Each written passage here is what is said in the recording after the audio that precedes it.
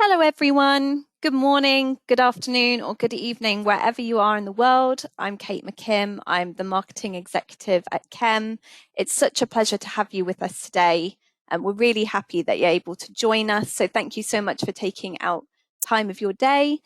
Today, we're going to be talking about the importance of assessment in the early years and the long-term impact of the first year at school.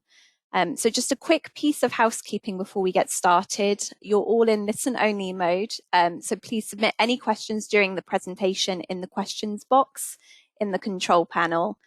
Questions and comments are welcome throughout. We'd really like to hear your experiences and your ideas too. And we'll be leaving some time at the end of the presentation to answer all of these and to pick up on those comments as well. There'll also be a poll that will be running during this, so watch out for that. Again, we'd be really interested to hear what you think. You also receive a certificate of attendance via email 1 hour after the webinar finishes. So I'm delighted to be joined today by my fantastic colleague, Kate Bailey, who is Chem's Director of Policy. She's worked in education for nearly 30 years alongside teachers and other education professionals. With a focus on business development, she has a side interest in educational research. She holds a first degree in psychology and a master's in assessment development, and has an ongoing research interest in how insight provided by educational assessment can help improve pupil outcomes.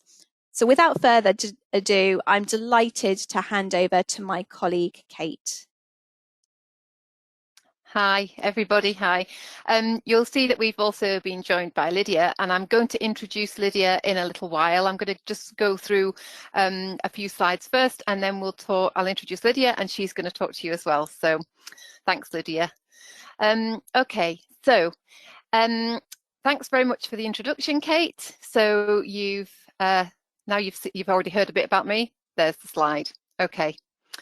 So I'm just going to introduce Chem a little bit for you.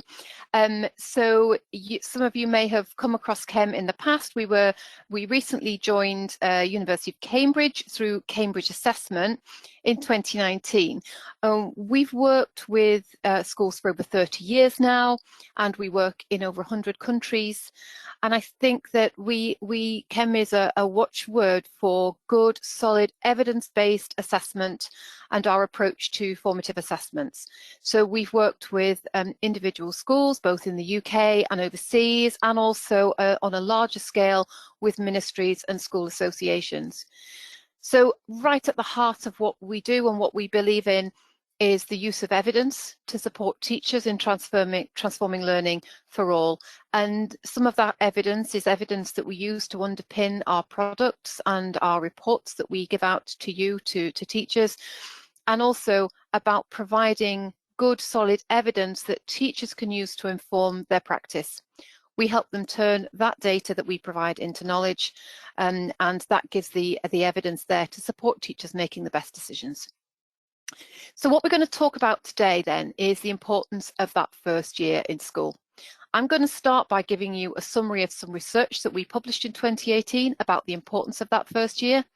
And then in the second part of the presentation, Lydia is just going to give you a quick overview of her role and how she uses baseline assessment. And then Lydia and I are going to do a quick Q&A. I've got some questions that I think I kind of know Lydia's answers to, but also some questions that I genuinely don't. So what you're seeing is what you'll be seeing and hearing today is a genuine dialogue between Lydia and I. Okay, so I'm just going to start with a bit of background here. So we know all of the research tells us about the importance of those early. Sorry if you can hear my dogs in the background. So we understand the importance of links between what happens to children in their early years, the early childhood development period, and how that's linked to educational, health, and social outcomes.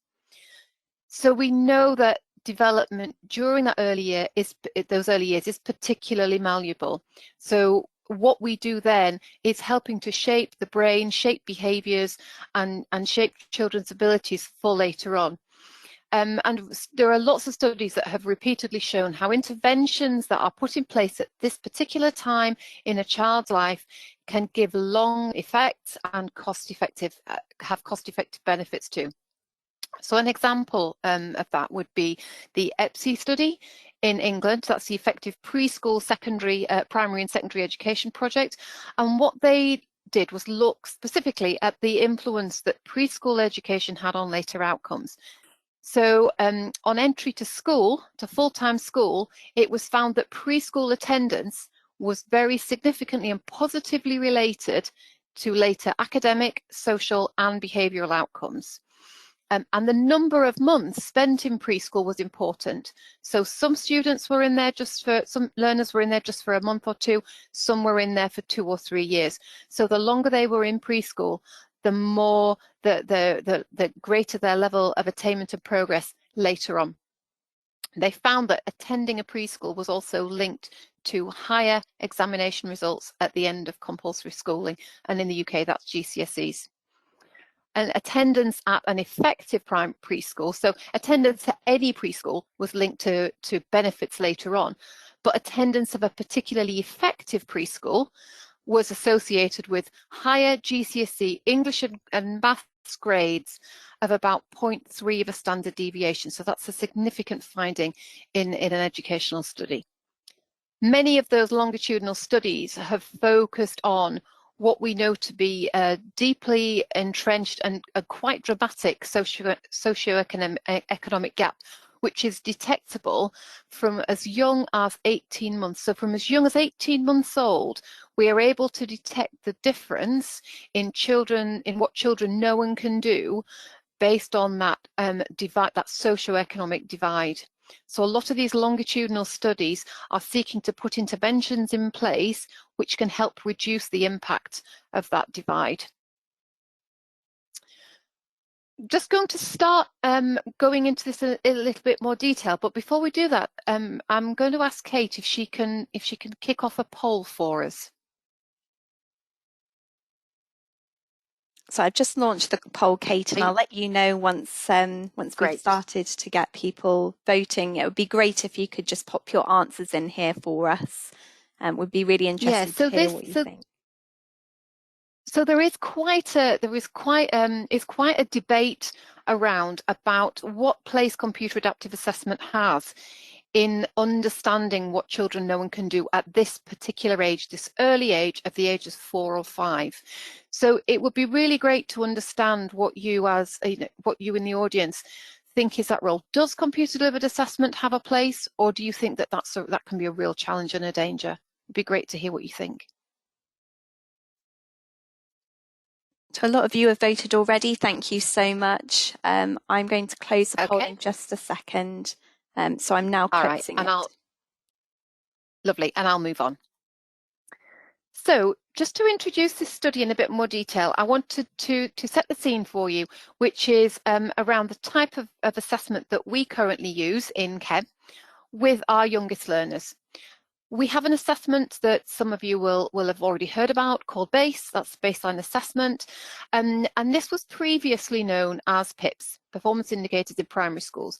And this study, which started life nearly 20 years ago now, at that time, the assessment was PIPS, and we've refreshed it and updated it, and so that is now called BASE. So I'll be using PIPS and BASE interchangeably here throughout this presentation. So whether it's PIPS or BASE, the premise is that we've got a fun and engaging assessment based around a story that we use with children aged between 4 and 5. It takes around 20 minutes to complete, and it's carried out on a one-to-one basis between the teacher and each child at the computer. The computer will read the questions to the student, to the learner, and the teacher will submit the responses through the keyboard. And what that does is it provides teachers with an objective picture of what children know and can do when they start your classroom. And really importantly here, this assessment is able to capture the progress that they make during that first year. And it's just lovely to see the amount of progress that they make at this age. I mean, any of you who are already working in this area, you know, what happens if you try to stop them learning? It's almost impossible. They're just soaking it up like a sponge, and it's so great to be able to capture that, to demonstrate the impact that those early years teachers are having, and also to share that the amount of progress they're making with their parents. It's really exciting thing to be able to do. So that's the instrument that is the assessment that's behind this study. What we were interested in doing, so we provide assessments and feedback for schools, and our huge data sets help us to understand what's educationally important. We publish lots of peer-reviewed journal articles on this, and it really underpins the work that we do with schools. And in this case, the question we were thinking about was, so we'd looked at the literature and read about the impact that those preschool experiences have on later achievement. And what we were really interested in exploring was, what about that first year of school?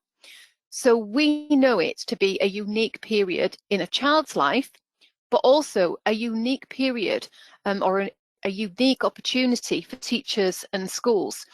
And so why is it that it's so unique? And my belief is that this is one classroom where what the teacher is getting is completely unknown. Unless they've been in an attached nursery school setting, what they're getting is 20 or 30 youngsters who have had completely different life experiences, who have had completely different levels of support and education through their parents. They've had different friends, they've had different levels of exposure to their peers. And that teacher, that receiving teacher in that first year, has to not only tackle 30 children who are away from their mums and dads for the very first time, but have had such different experiences and have such a wide range of abilities and skills and knowledge that they have to be able to capture that really quickly to be able to provide just the right level of learning to help each one of those students progress. There isn't another year group that has those same challenges. So we were really interested in thinking, what impact does this first year have on later success? Okay, so the data for our assessment, for our study, came from two sources: our PIPS-based assessment, the one I've already described to you, and also from the National Pupil Database in England. So in that way, we were able to match the information captured in our assessment, so the students' names, dates of birth, the school they were in, the teacher they had, and all of their item level scores, so the responses to every question that was asked during that assessment. And then we were matching that to the National Pupil Database, which stores information such as socioeconomic deprivation indicators, EAL status, country of birth, language, all of those are the factors. So we were able to get a really, really rich data source to explore this research question. So we looked at students in English primary and secondary schools.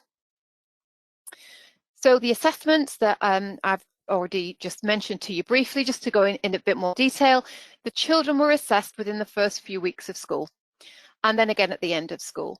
So the assessment, as I've mentioned, computer-delivered adaptive assessment administered by an adult to one child at a time. And the assessment was looking at reading. And those components of reading were name writing, vocabulary, concepts about print, letter and word recognition, reading and comprehension. And in mathematics, ideas about maths, counting, numbers, shapes, number problems and formal calculations. Now, because of the age of the children and the huge range of abilities that there are in those classrooms, our assessment uses an adaptive algorithm. So not every child who was assessed would get reading comprehension questions. Not every one of them would get formal calculations. They would only get to those stages if they had answered sufficient questions right in previous sections to make sure that what we're not doing is presenting little children with questions that they don't have a chance of being able to answer. That would not give a fun experience for the children, and it wouldn't give us a valid measure. So in our assessment, a question is asked. If the child gets the question right, then moves on to the next question. If they get that right, the next question. But if they get that wrong, we start to slow the assessment down so that we're assessing around their area of ability. So what we were interested in, first of all, was what we want to know is if a child is in an effective classroom, what lasting impact does that have? So the first challenge is, how do we define an effective classroom? So what we did was we looked at the amounts of progress that children were making using our assessment between the start of the first year in school and the end of the first year in school. And when we compared those amounts of progress, we were able to look at who made average progress, who made less than average progress, and who made more than average progress. And we determined an effective classroom to be ones where more children scored well above average, or as the classroom as a whole scored well above average compared to other classrooms in the sample. So that was our definition of an effective class, a class that made, on average, 2 standard deviations more progress than average. This is what the study looked like. So we're looking here, this is ages 4 through to 16. That's where the longitudinal study is at the moment. We start with a baseline assessment at age 4. We follow it up with a follow-up baseline assessment at the end of that first year in school. Then we followed each of those children through to a national assessment that's done in England at the age of 7. And then again to another national assessment done at the end of primary or elementary schooling at the age of 11 or 12. And then finally, we matched those children right through from when they're 4 to when they take their GCSEs or O-levels, IGCSEs at the age of 16. We started with 47,000 children, and at the end of the study, we still had 19,000 children. In longitudinal studies, you expect to see quite a lot of children dropping off the study as they move schools, as they leave the country, they go somewhere else. So to have around half of those left at the end of the study was great, and enough for us to do a really good, robust study. So how did children in effective first year in school classrooms, how did they benefit from those experiences? Well, first of all, they made more progress than their peers in that first year. That in itself a benefit. But then when we followed those children through to that national assessment at Key Stage 1, they were still making more progress and getting higher scores than their peers who were not in those effective classrooms. Again, at that national assessment at the end of primary, they were still doing better, noticeably better than their peers. And beyond Key Stage 2, up to their GCSE results, they were getting higher grades in their examinations.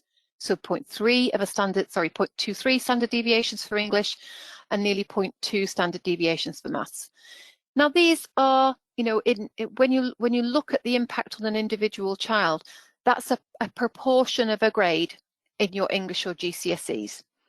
But that portion of a grade matters, and there's an additive effect. If you can add to that, if they are in a more effective second year in school, maybe 5th year in school, there is an additive impact, and children can be seen to make greater progress, and that is still detectable when they do their GCSEs at age 16. So from an individual pupil perspective, it's not going to make a great amount of difference. But from a policy perspective, from a school perspective, knowing that you have an effective classroom can actually be helping you nudge up those grades at the end of school. And what are the implications for this? I think there are many, but I think one for me, selfishly, is that as an assessment developer and a researcher, we have been able to develop an assessment that assesses a young cohort validly and reliably, and is able to detect effective practice that has lasting effect years later. This is a real triumph. And the ability to publish this paper in 2018, where we were able to talk about how that has been able to detect difference that's there 16 years later, has been a real success, an academic success for the team. But it also underlines the importance of that first year of school. So to anyone who's working in that area, I'm sure there will have been moments where you think that all of the other staff in the school think that you're just a glorified nursery school teacher. Well, blimey, you're not a nursery nurse. What you are is you have the opportunity to impact on that classroom in such an extraordinary way, and really impact on those children's future careers and future academic successes. So I think that says, for a school, you want to be having really good, effective, qualified early years practitioners in those classrooms, because it does make a difference. And of course, there are implications there for policymakers too. But longitudinal studies have their challenges. So the study that we did just then, what we're looking at was linking what we know about the children's first years in schools to national assessment. The national assessment agenda changes all the time. So if we were to run this study again now, we would probably get different results because GCSE standards change, national assessments are removed and introduced. So I think that there's a call here for good, robust, low stakes assessment that takes the temperature of education on a national basis, on an international basis over time, for us to be able to detect the impact of what works and what doesn't. I think for me, though, the overriding implication of this study is that, yay, great, we identified what an impact an effective early years classroom can have. But do we know what makes an effective early years classroom? No, we actually don't know that. So it feels me leaving quite dissatisfied.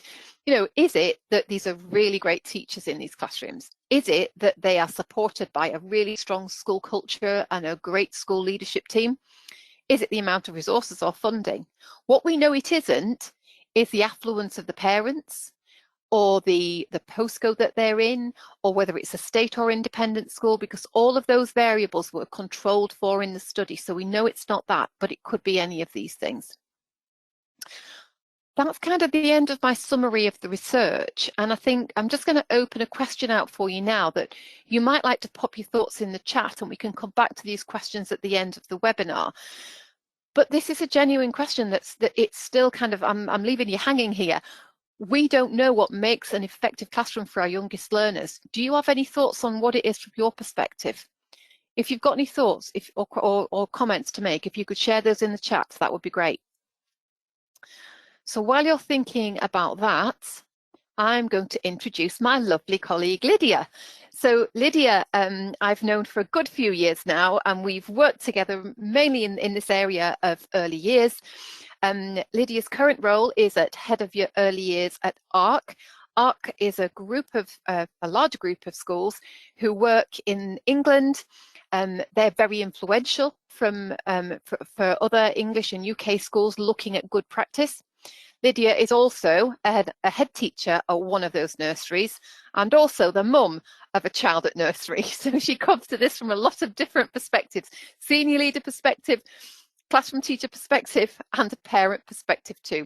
So she supports her teachers and principals in schools using, among other things, data like we provide here from Chem, to help improve the outcomes for children as they go through her schools. Lydia, I'm going to hand over to you. I am controlling the slides here, so if you just want to let me know when you want me to move on to the next slide, I will do that. And I'll just let you say a few words to say hello. Thanks, Kate. Thanks for having me. Hi, everybody. So I'm going to talk a little bit about using these sorts of assessments on the ground. Kate, if you could just put everything up for each slide, that would be great.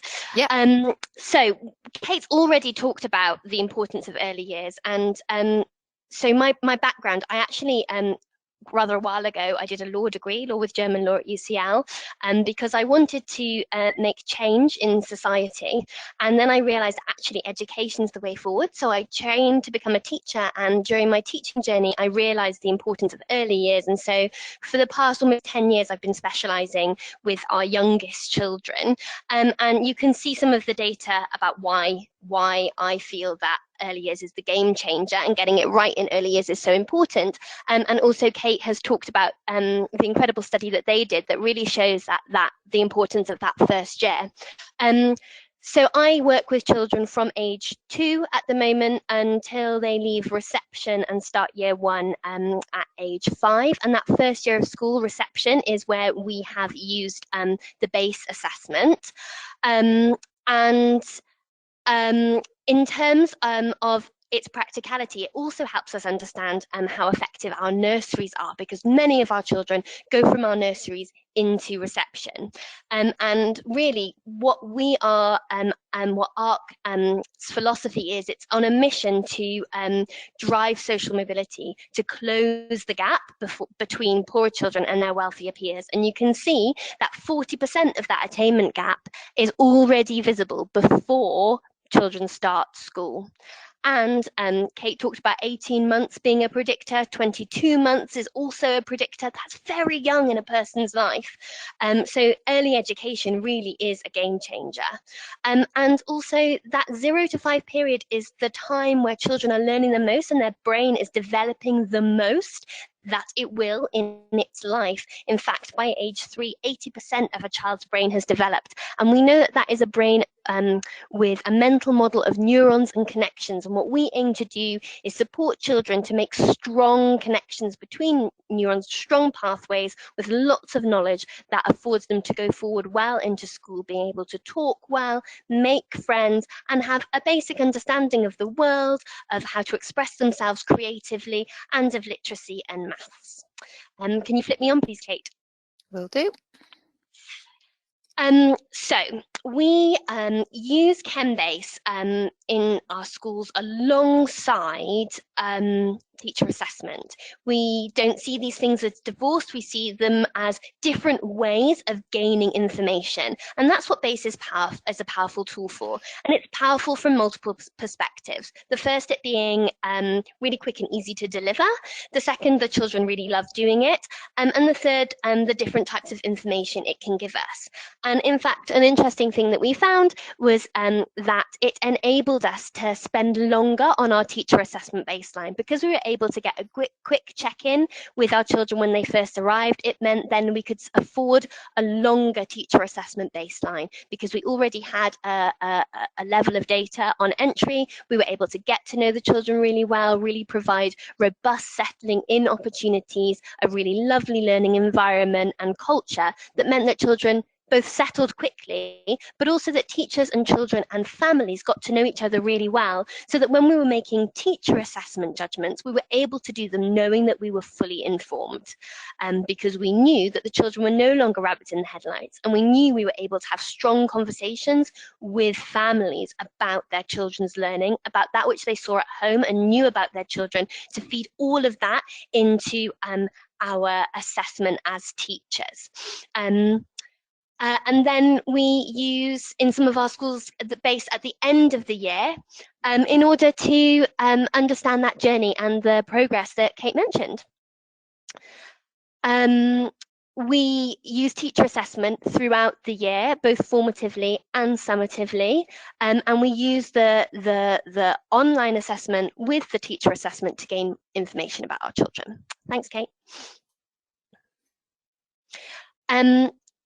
And in terms of the question, what makes an effective early years classroom, I'd say that for any classroom, an effective teacher who is equipped with deep knowledge of that which her children or his children or their children do and do not know is the key. Being able to have high expectations for where the endpoints by the end of a year that children will get to, and how to make that journey for children can only happen if you know the starting point.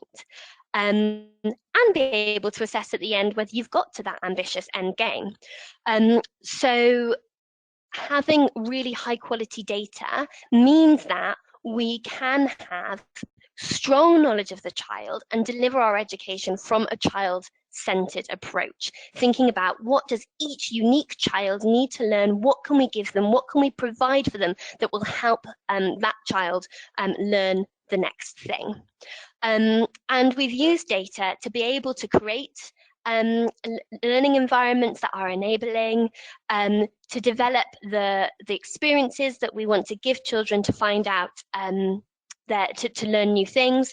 And I've already talked about that partnership with families. So we know that in a young child's life, their most important learning environment actually is the home learning environment. And we work very carefully and considerately at ARC to make sure that we are building true partnerships with families working together. And we find that also has a longer impact into their school life, because parents are really bought in to the education they're getting because they have had so much involvement from an early start.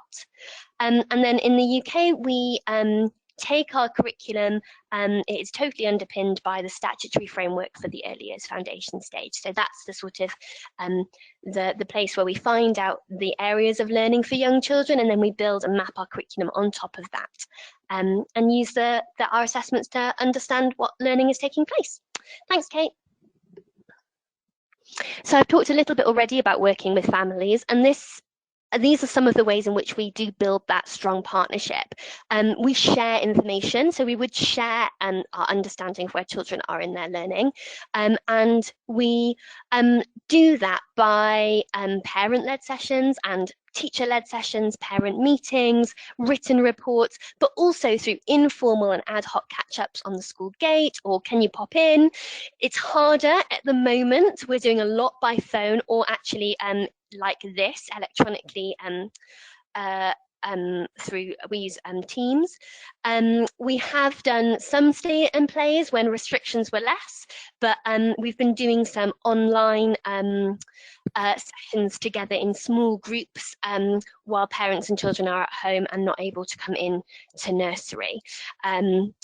So we have adapted, because we believe so firmly in this relationship between parents and nursery and school. We've adapted our practices even at the moment to make sure that families feel really connected to the education that their children are getting, and so that they understand that which they can do at home to support that. Thanks. And so this is really just a summary of where we are as ARC schools. We recognise that the first year of school is transformational. We know that by putting children at the heart of our work and really understanding as much as we can about them, we can respond and we can deliver a tailored curriculum working with families to support their progress at home as well as at school or nursery. And on average, 80% of the children in ARC schools get a good level of development at the end of the reception year. That's the statutory benchmark, is what the percentage of the good children achieving the good level of development, and that's against a national average of 71%. So you can see that our schools are doing a tremendously good job and working incredibly hard to afford children the best life chances right from the start. And this is just an overview. If you're not aware of the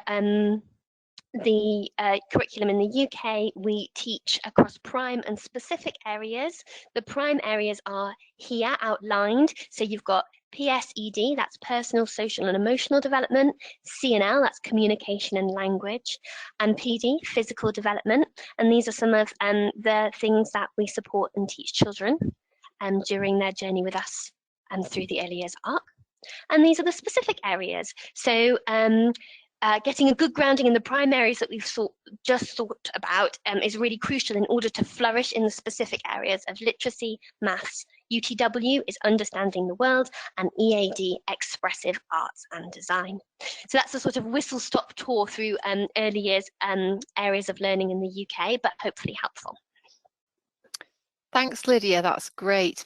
I'm just going to ask Kate if she would like to share with us the results of the poll, just so that can inform Lydia and I's Q&A. So that should now be shared. So I'll just read out the results here. So 48% voted that they do believe that computer-delivered assessments have a place in the first classroom and that it informs their daily decision-making. 44% of delegates voted potentially, that it sometimes informs their decision-making, and received 7% who voted that it doesn't inform their decision-making. Brilliant. Thank you very much. That's really helpful, Kate. Thanks, everybody, for contributing. Okay, so thanks for sharing your summary of where you are in ARC, Lydia. That's really helpful for our delegates. I'm going to move on to some questions now, and I think it would be nice to link that straight through to that poll, if that's all right. So we've got 48% of our participants are already thinking that a computerized assessment like we have here can add value to what they're doing in the early years classrooms. But we've got 44% who are on the fence. What advice would you give to them about the role that can play?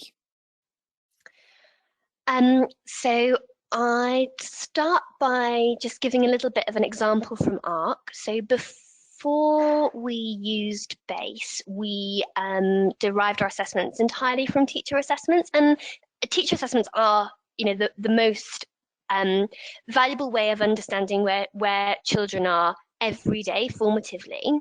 But we know that all humans have unconscious biases, and we also know that in order to really understand that which a child can and cannot do, you have to have a really strong relationship, and that takes time to build. Of course it does. That's the same for adults as well. And so the way we used it at ARC was to do the Chem-BASE assessment in the first 2 or 3 weeks of the autumn term in reception, or once a child arrived in their first 2 or 3 weeks. And that was really informative, because actually when we looked at that data and we compared it with the teacher assessment data, what we found out was that the teacher assessment data from more experienced early years teachers taken 6 weeks into that first autumn term, so BASE in the first 2-3 weeks, then 6 to 7 weeks in that teacher assessment, that data correlated really well. It didn't correlate as well, actually, for teachers who were less experienced in the early years. Their teacher assessment often came down lower than the BASE assessment gave data from for individual children. But by Christmas, those assessments correlated. So the ones that didn't actually ended up correlating with BASE. The teacher assessment correlated with BASE by the Christmas teacher assessment submission. What that told me as the network lead for these schools was that you have to be highly skilled to really understand the extent of a child's knowledge, and you have to really create a very special learning environment very quickly. 6 weeks is actually not that long, but it's a very important time when you think of it as the first half term of a child's first year at school. And actually, what BASE was telling us was almost more accurate for some teachers than their teacher assessment baseline for those children where that relationship may not have been established or the environment wasn't quite right. And it helped us as EY leads, so from all of the schools, to reflect on what is our settling and supportive period like at ARC, and can we work together to work out a best practice for that, so that we can ensure that right from the start children are settling well and teachers are getting the information that they needed. And so for some of our schools, BASE is a really important part of that first half term, because it's giving data that they are able to jump on straight away. So another example would be that what we also found out was that children who were not within the standard deviation, so were lower than they typically should be, that if we started interventions with those children right away, because we knew that, they would make more progress over time than if we waited for teacher assessment data. So I think that for me is why it is so powerful to have this tandem of computerized assessment that is sharp and quick and insightful at the very beginning and the very end, alongside deep, meaningful teacher assessment. I will always say that then it's up for the teacher to really understand that assessment to move the children forward, and that a lot of how you do that comes from your teacher assessment using strong teacher assessment tools. But that combination was really insightful and powerful for helping children to make accelerated progress in their first year at school. I hope that answers the question, Kate.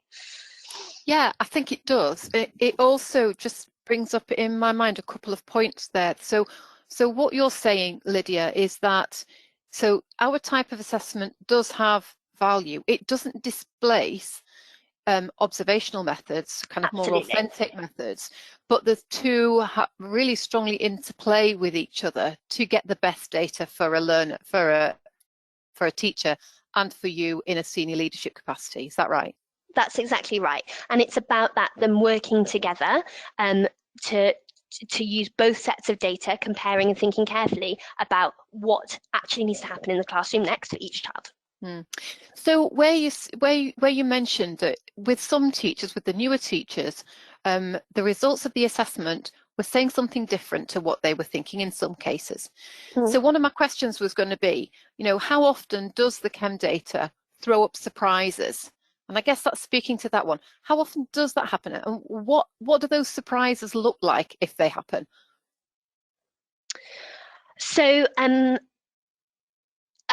mostly, actually, the surprises are when children perform really high levels, because often you get a child who maybe doesn't talk that much, but on the chem assessment will do really, really well. And that gives you very quickly a really lovely insight into their knowledge and their understanding. And it's really helpful because otherwise it is harder to find out without talking to a child that which they know.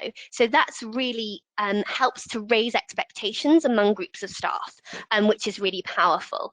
And then I suppose otherwise, it's that point about being able to intervene effectively, not necessarily a surprise, but being able to understand very quickly some key things that teachers can take away and do, because we know thinking about what the base assessment covers, it covers vocab, letter recognition, concepts of print, things that will be taught from day one in an effective first year classroom, but understanding exactly which letters to start with, or which children could do with a little bit of extra book time right from the start, and what books would be helpful at home by sharing this information with families and then listening to families about that which they would like support in at home in terms of bookwork, for example.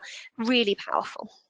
Yeah, that's great. So the way that is used on the ground between the teachers, the families and the students and the learners, that's really clear.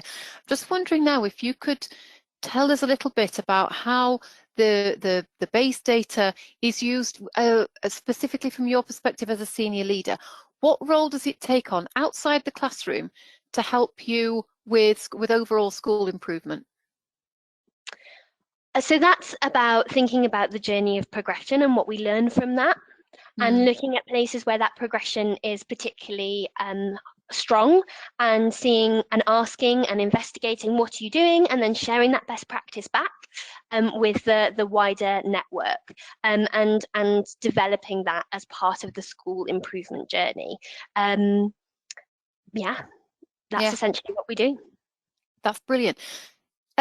Lydia, thank you very much for asking those questions now. I've got so many more I could ask you, but I'm conscious that we want to leave some time for questions from our participants.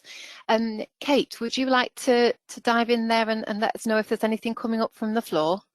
Of course. Thank you so much, Kate and Lydia. That was really insightful and informative. First, I thought I'd pick up on the question that we asked to the delegates earlier, which was the what do you think makes an effective classroom for our youngest learners? And we had some interesting responses which kind of correlate with each other. So we had one that said interaction, someone said an active classroom, someone said strong practitioners with a deep understanding of early development and a challenging, interesting classroom and outdoor environment, which invites children to discover and explore. So I thought it'd be worth sharing with you both first.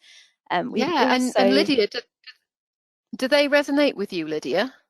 Absolutely, especially that deep knowledge of child development and the opportunities that you afford a child indoor and outdoor.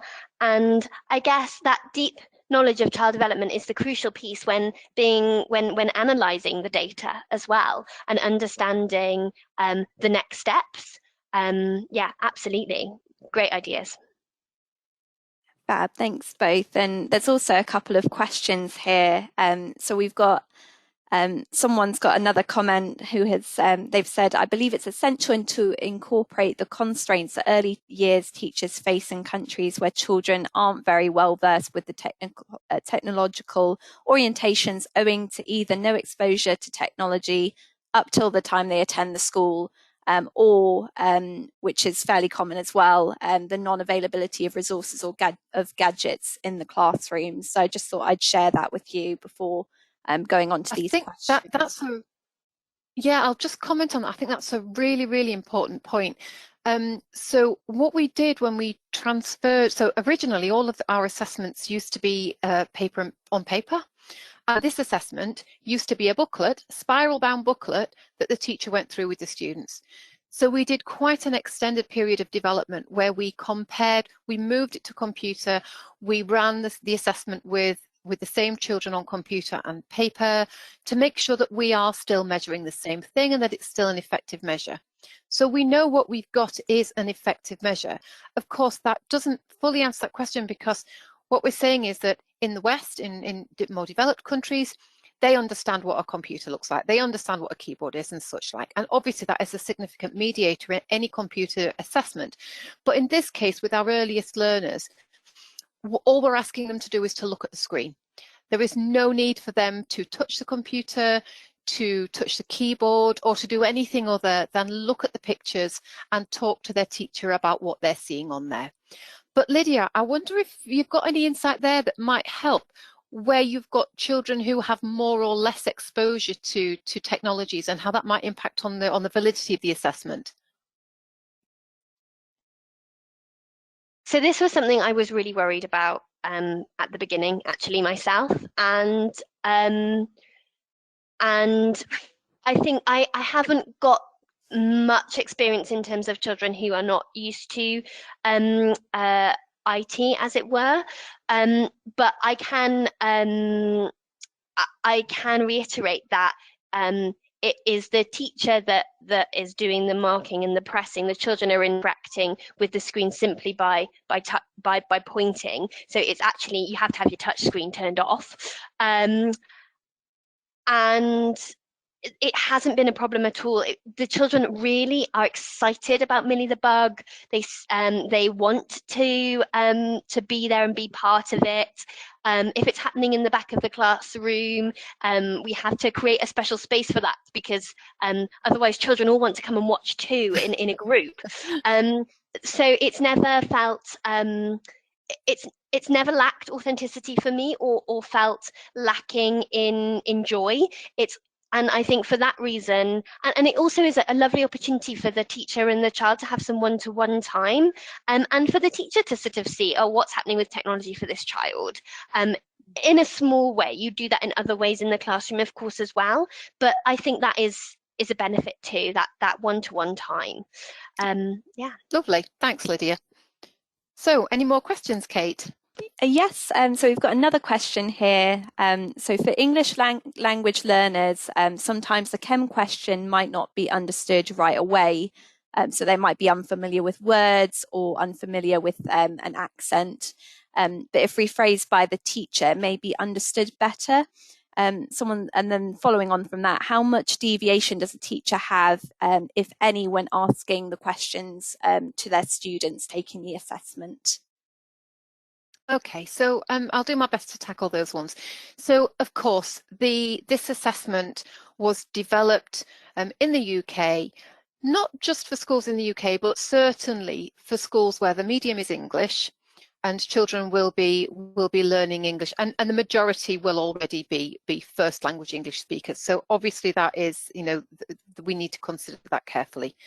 What we've done with our assessments over time is compare how the assessment performs for first and second language English speakers.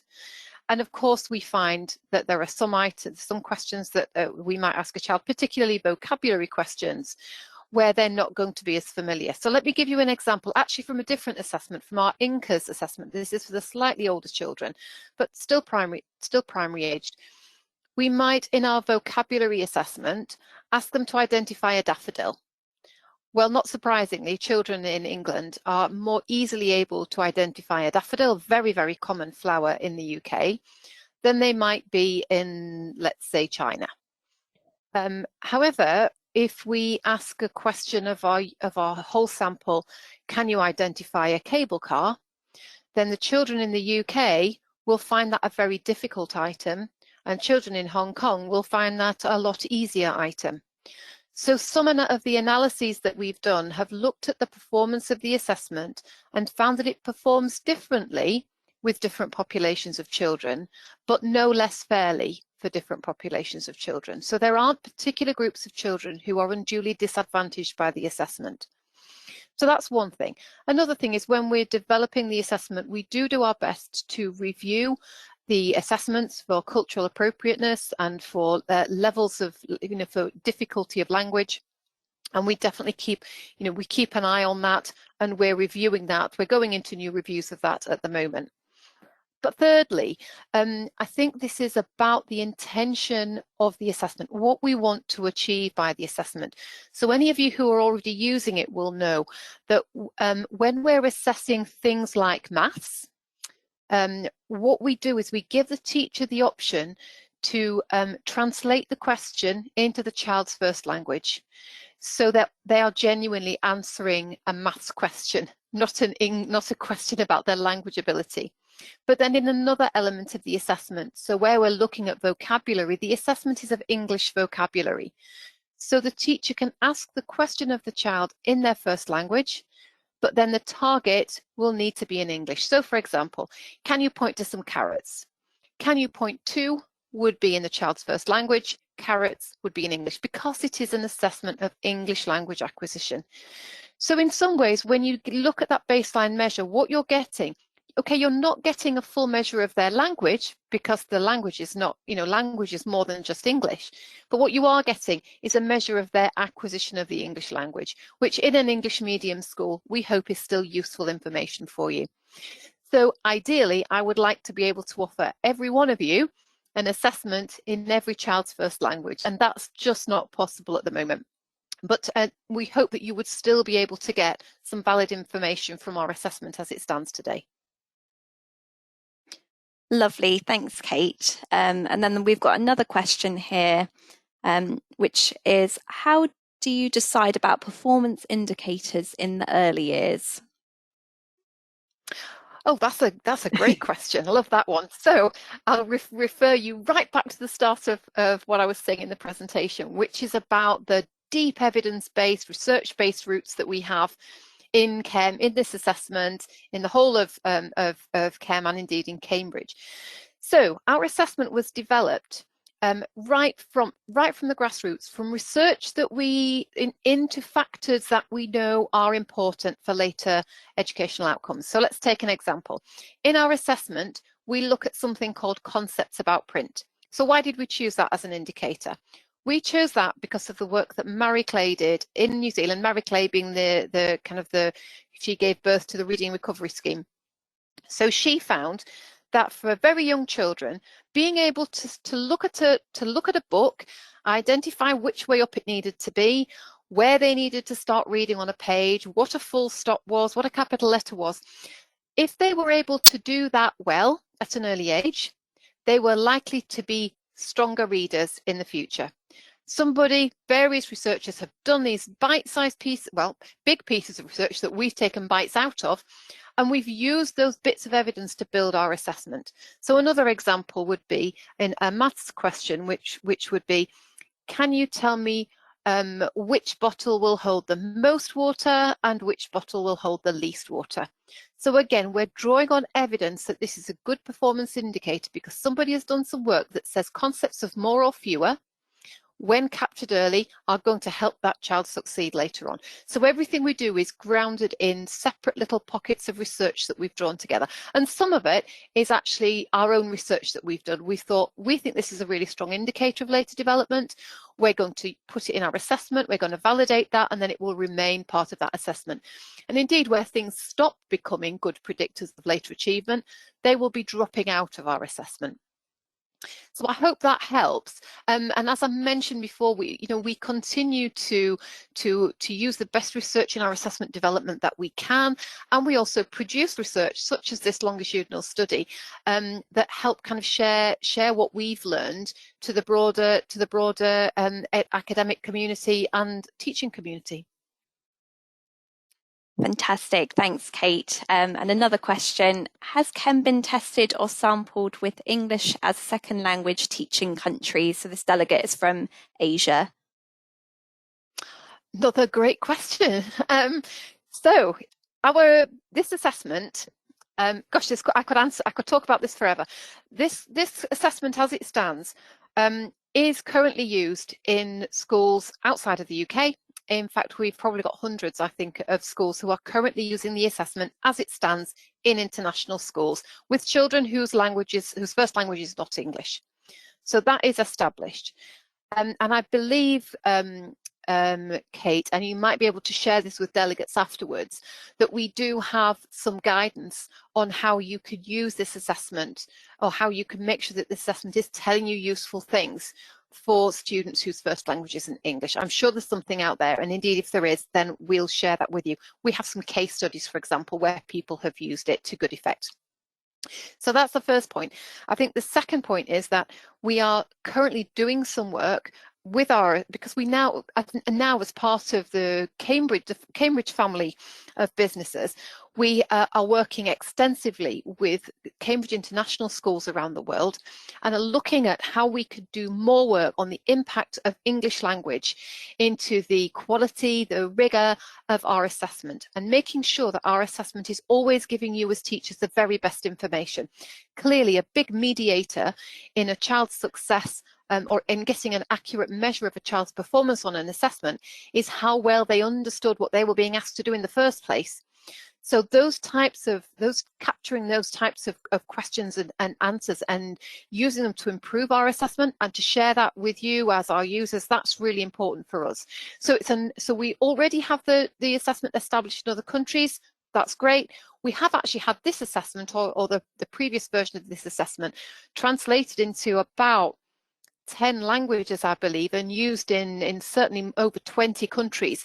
So it has got, good credentials for use internationally. But for us, this is an ongoing challenge and one that is certainly a priority for us as we broaden our international market. Thank you, Kate. And I think we've just got time for one more question. So one of our delegates has asked, how do you identify different learning types and address them accordingly? And then we've got a follow-up question, which is, secondly, don't you feel most students show a mix of different learning styles? So how would you address it at an early age? I think we're going to hand that one straight over to our practitioner expert, Lydia. I mean, that's a great question. In terms of thinking about learning styles and learning preferences, I am moving away from that in my pedagogy in terms of there is a lot of research to say that isn't the most powerful thing to think about when you're planning early learning and planning learning for children.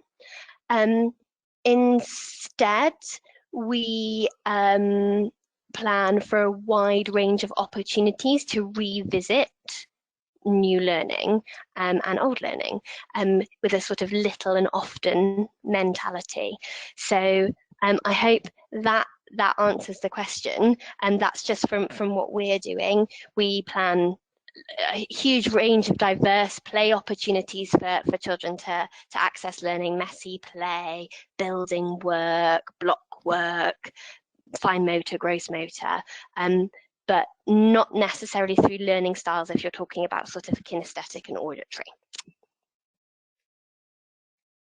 Thank you so much, Lydia. It's really appreciated. I think we're out of time for questions now, so I'm just going to do a final quick piece of housekeeping. So just as a reminder, you'll all receive a certificate of attendance via email 1 hour after the webinar finishes. You will also receive an email from us early next week with a link to watch the video recording of the webinar on the Chem website. And Kate, I'll include those links to the case studies for those who are interested about how our assessments work in international schools and for EAL learners. So I'm just going to hand back to you, Kate, to say the final words. Yeah, so thank you very much, everyone, for taking time out of your day to join us. These are really, really challenging times, aren't they? And so for you to take an hour to listen to us and to listen to Lydia, that says quite a lot about why you're probably in effective schools. You're using time where you could be having a coffee, going for a walk, but you're listening to us. And we really, really appreciate your time. And huge thanks from me Kate and our Chem team for all the splendid work that Lydia and the rest of you are doing, looking after our most precious possessions in this really difficult time. So thank you very much. Do send any questions in, any outstanding questions that you have. You've got an email address for us from Kate. We'd love to hear from you, and stay safe. Enjoy the rest of your day wherever you are. Thank you very much. And thank you very much, Lydia.